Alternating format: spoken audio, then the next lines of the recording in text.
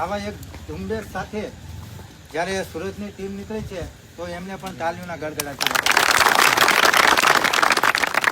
આત્માયુ જે પોલીસ તંત્ર ધરતીબેનના પરિવારને નિવેદન લખાવવા માટે પોલીસ સ્ટેશન બોલાવતો હતો, જે એવું કહેતો હતો કે જ્યારે એક ફરિયાદી બન્યો હોય ને એના પછી બીજી ફરિયાદ લેવાતી નથી, પરંતુ પોલીસ સ્ટેશનના બદલે જો એ જ પોલીસ તંત્ર આજે ઘરે નિવેદન લખવા આવતા હોય ને તો એ આ સમાજની તાકાત છે.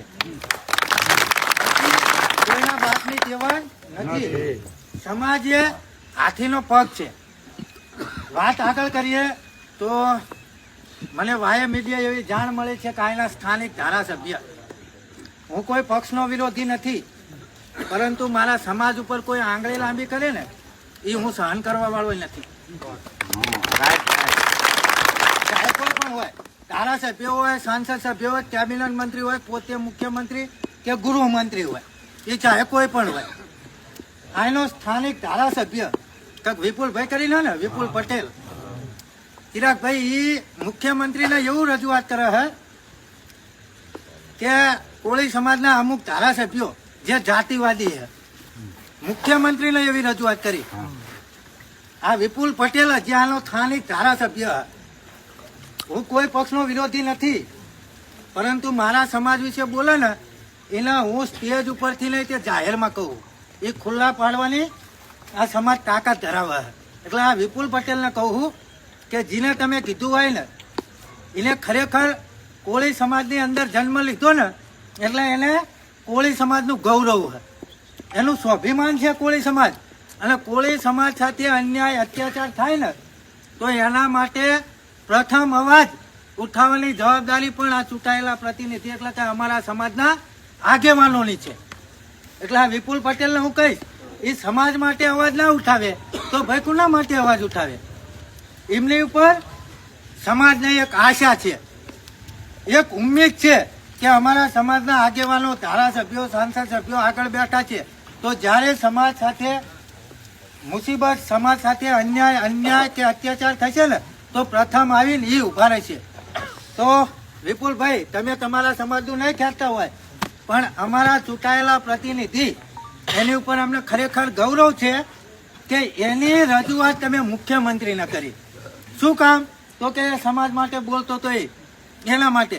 તો આપણે ખરેખર એવા આગેવાનોને આપણે બતાવવા જોઈએ કે મુખ્યમંત્રીને રજૂઆત કરીને તો એમ કીધું કે અમે ખરેખર સમાજ માટે નહીં બોલવી તો અમે કોના માટે બોલશું? એટલે એવા આગેવાનોને આપણે ખરેખર ખુદ નસીબી કે આપણને એવા આગેવાન મળ્યા, આપણે વધારી લો એવા આગેવાનોને. વાત કરીએ આગળ, જે ઘટના બની તો એનું નિવેદન અમારી હાજરીની અંદર લખાણું હોય તો જ્યારે સોશિયલ મીડિયાની અંદર જ્યારે વિજયભાઈએ મને વિડીયો મોકલ્યો ને એટલે મને એમ થયું મારું હારું આવડી રાતમાં હત્યા કેવડી થાય.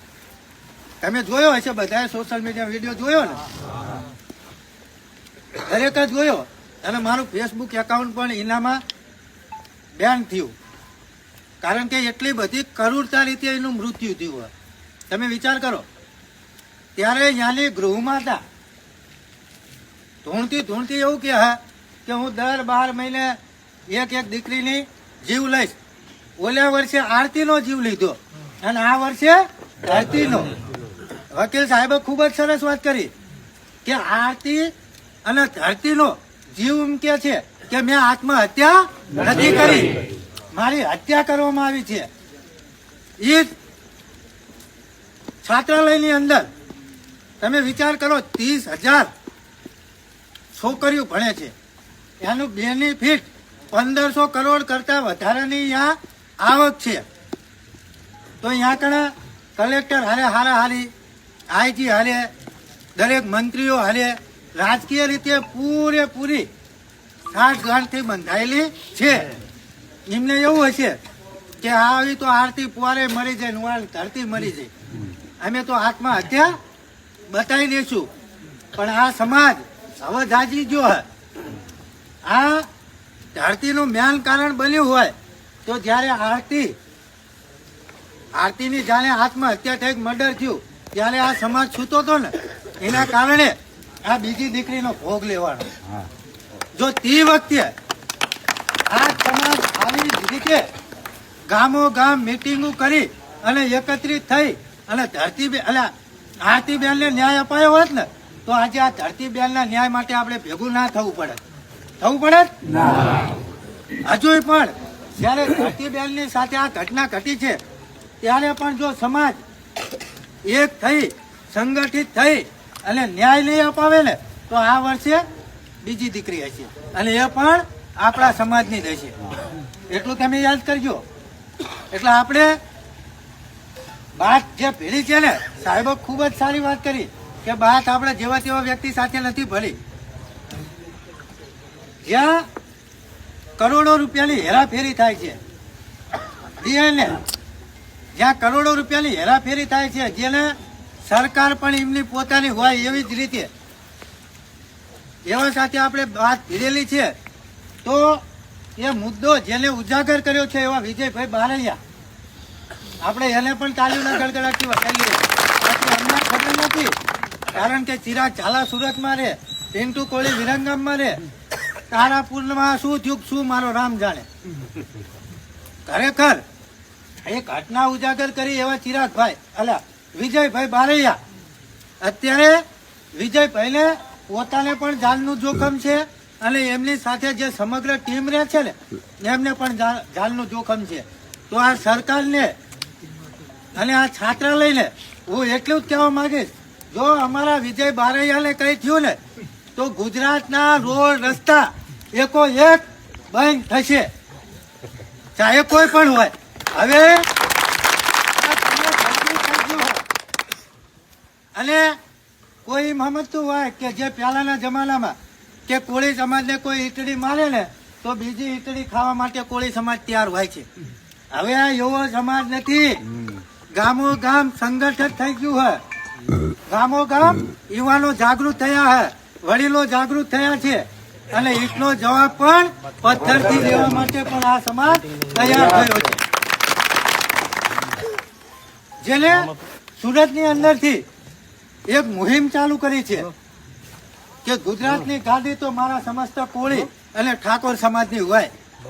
હવે આ વિપુલ પટેલે ઓલા મુખ્યમંત્રીને રજૂઆત કરી. હવે ત્યાં મુખ્યમંત્રી આપણો હોય તો આવડી આપણે ગામડે ગામડે આવડી એકત્રિત થઈ મીટિંગ કરવી પડે. કેદુની એસઆઈટી ની રચના થઈ ગઈ હોય અને કેદુનો આ મુદ્દો પતી ગયો હોય અને કેદુના જે આરોપી હોય ને એ જેલમાં પહોંચી ગયા હોય.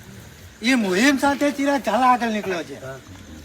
તમે વિચાર કરો કોળી ઠાકોર નિગમની અંદર જયારે અમુક ચોક્કસ જ્ઞાતિઓને 2,000 કરોડ 3,000 કરોડ શિક્ષણ ફંડ આપવામાં આવે છે તો કોળી ઠાકોર સમાજને કેટલું? 0. હમણાં પાટીદાર સમાજને 500 કરોડ આપવામાં આવ્યા તો એટલે અમે પાકિસ્તાનમાં અહીં લાવી આપડે કોઈ પાકિસ્તાન નહીં. આપણા ગુજરાતના છીએ, ધરતી માતા આપણા ભારતના છીએ તો એટલે અમને કેમ નહીં? ગુજરાતની અંદર સૌથી વધારે વસ્તી ધરાવતો સમાજ હોય તો એ આ બેઠો ને એ કોળી અને ઠાકોર સમાજ છે. તો આપણી દલિત ક્ષેત્ર ડોક્ટર બાબા સાહેબ આંબેડકર કહે છે કે જેટલી જેની વસ્તી એટલી એની ભાગીદારી. પણ આપણને ક્યાંય મળે છે? આપણા આઈપીએસ કેટલા? 0. આપણા કલેક્ટર કેટલા? 0.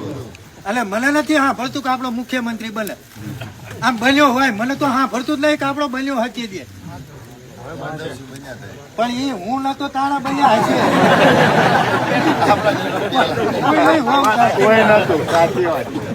એટલે હું મારી સાંભળવાની વાત કરું કારણ કે 29 વર્ષ જેવી ઉંમર થઈ 28 29 વર્ષ રનિંગ અમારું 29 વર્ષની મારી ઉંમર થઈ તો મને ને સાંભળતું કોળી ઠાકોર અહીંયા ગાદી પર બેઠો માધવસિંહ બન્યો. માધવસિંહ સોલંકી આપણા માટે વંદનીય એ બન્યા.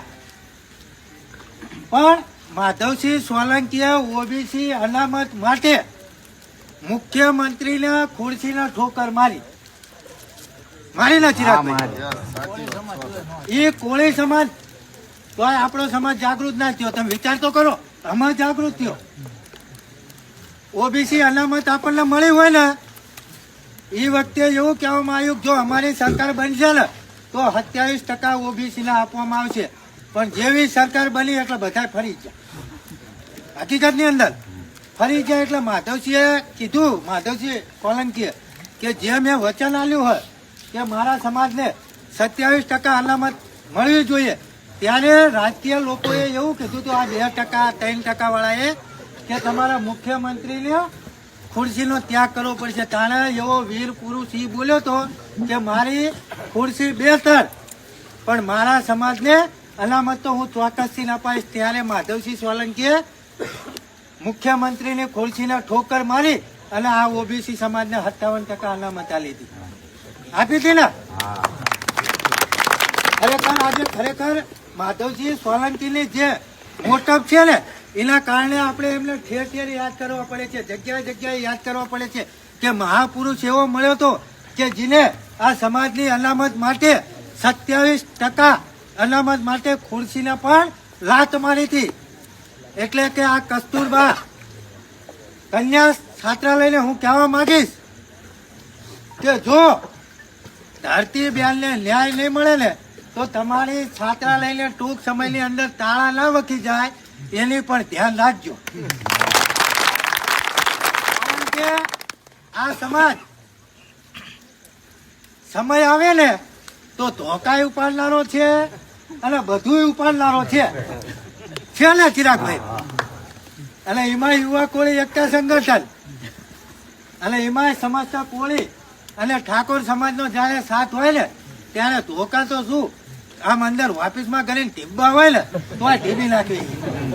એટલે ક્યાંક તમારી છાત્રાલયોના તાળા ના વખાઈ જાય. આ 1500 કરોડ કરતા ની વધારે જે આવક આવે ને એની પર બેન્ડ ના વળી જાય એની ધ્યાન રાખજો. અને ફરી વખત કહીશ કે આપણે સૌ સાથે મળી અને જો રોડ રસ્તા પણ બંધ કરવાના થશે ને તો પણ આ સમાજ બંધ કરવા માટે તૈયાર છે. પણ ધરતી બેનને જે આરતી બેનને તો ન્યાય નથી અપાવી શક્યા એ વખતે, પરંતુ આજે એ બંને બહેનોની આત્મા આપણને એમ કહે છે કે અમારું આત્મહત્યા નહીં પરંતુ અમારું મર્ડર થયું છે. એમ છતાં આ સમાજ છૂટો છે. તો આ સમાજને હવે સમાજની દીકરીઓ કે છે કે હવે જાગો. આજે ધરતી આરતી છે, કાલે કોઈ આપણી સમાજની બીજી દીકરી હશે તો એવી ઘટના ના બને ને. એટલે ઉઠો, જાગો અને અમને ન્યાય અપાવો. જ્યાં સુધી તમે અમને ન્યાય નહીં અપાવો ને ત્યાં સુધી અમે ભૂત થઈ અને ભટકતી ફરશું. તો આપણી બેન દીકરીને આપણે ભૂત થઈ અને એનો આત્મા ઠેર ઠેર ભટક એવું આપણે કરવાનું હ?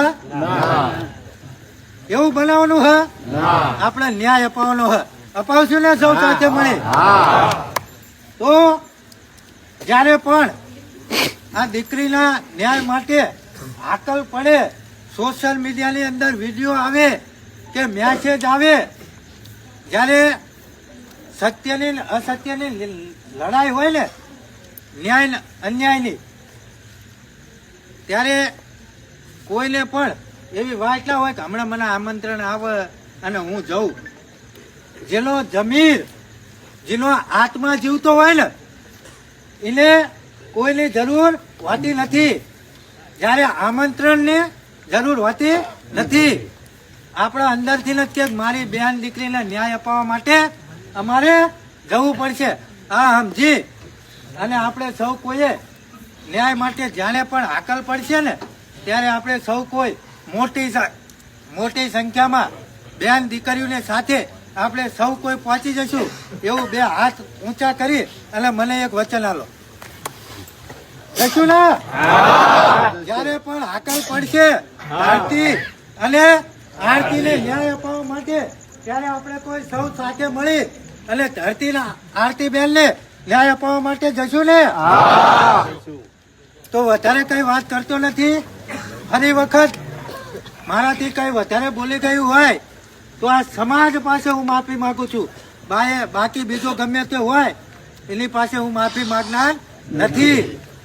સમાજનો દીકરો છું, વધારે કઈ બોલે જેવું હોય તો તમારો જ દીકરો છું સમજી અને બે હાથ જોડી અને માફી માંગુ છું. માફ કરી દેજો. જય માન થતા, જય કોળી.